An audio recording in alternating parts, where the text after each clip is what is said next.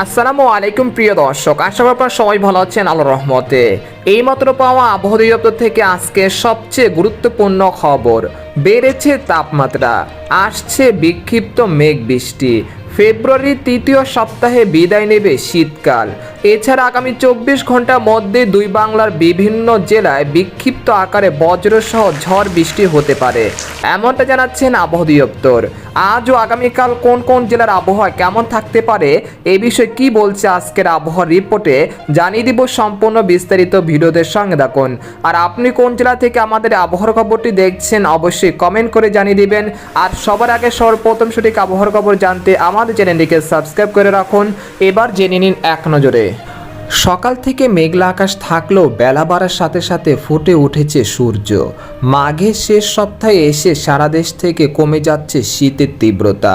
এই অবস্থায় আবহাওয়া দপ্তরের পূর্বাভাস বলছে আগামী 24 ঘন্টার মধ্যে দেশের দক্ষিণাঞ্চলের বেশ কয়েকটি জেলা এবং দেশের দুই একই স্থানে বিক্ষিপ্ত আকারে হালকা থেকে মাঝারি ধরনের বৃষ্টি হতে পারে। একই সঙ্গে শেষ রাত থেকে সকাল পর্যন্ত দেশের দক্ষিণাঞ্চল ও মধ্য অঞ্চলে অতি তীব্র ঘন কুয়াশাও পড়তে পারে বলে জানিয়েছেন আবহাওয়াবিদরা। এদিকে আবহাওয়ার আরেকটি সতর্কবার্তায় বলা হয়েছে এখন থেকে পরবর্তী 24 ঘন্টার মধ্যে চট্টগ্রাম ও সিলেট বিভাগের সকল জেলা, এছাড়া ঢাকা বিভাগের নরসিংদী, কিশোরগঞ্জ আর ময়মনসিংহ, নেত্রকোনা, পটুয়াখালী, ভোলা ও বরিশাল অঞ্চল সমূহের উপর দিয়ে অস্থায়ীভাবে দমকা বা ঝড় হওয়া সহ বৃষ্টি বা হালকা মাঝারি বৃষ্টি হতে পারে। এছাড়া আজ থেকে আগামী 16 তারিখ পর্যন্ত ঢাকা, খুলনা, বরিশাল, চট্টগ্রাম ও সিলেট বিভাগের বেশ কয়েকটি জেলায় শেষ রাত থেকে সকাল পর্যন্ত তীব্র থেকে অতি তীব্র মাত্রার ঘন কুয়াশায় ঢাকা থাকতে পারে আকাশ।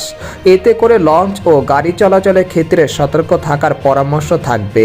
এদিকে গত 24 ঘন্টায় দেশের সর্বনিম্ন তাপমাত্রা রেকর্ড করা হয়েছে রংপুরে তেঁতুলিয়ায় 11.2 ডিগ্রি সেলসিয়াস, আর ঢাকায় সর্বনিম্ন তাপমাত্রা ছিল 22.5 ডিগ্রি সেলসিয়াস, আর সর্বোচ্চ তাপমাত্রা ছিল বরিশালের পটুয়াখালীতে 31.6 ডিগ্রি সেলসিয়াস।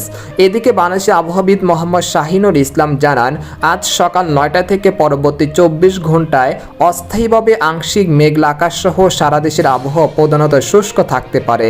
তবে চট্টগ্রাম ও সিলেট বিভাগে দু একটি জায়গায় হালকা বৃষ্টি বা গুঁড়ি গুঁড়ি বৃষ্টির সম্ভাবনা রয়েছে। শেষ রাত থেকে সকাল পর্যন্ত সারা দেশে মাঝারি থেকে ঘন কুয়াশা পড়তে পারে। এই সময় সারা দেশে রাতের তাপমাত্রা 1 থেকে 2 ডিগ্রি সেলসিয়াস হ্রাস পেতে পারে এবং দিনের তাপমাত্রা প্রায় অপরিবর্তিত থাকতে পারে। তো এই ছিল খবর। এরকম লেটেস্ট আবহাওয়ার খবর জানতে আমাদের সাথেই থাকুন। ধন্যবাদ।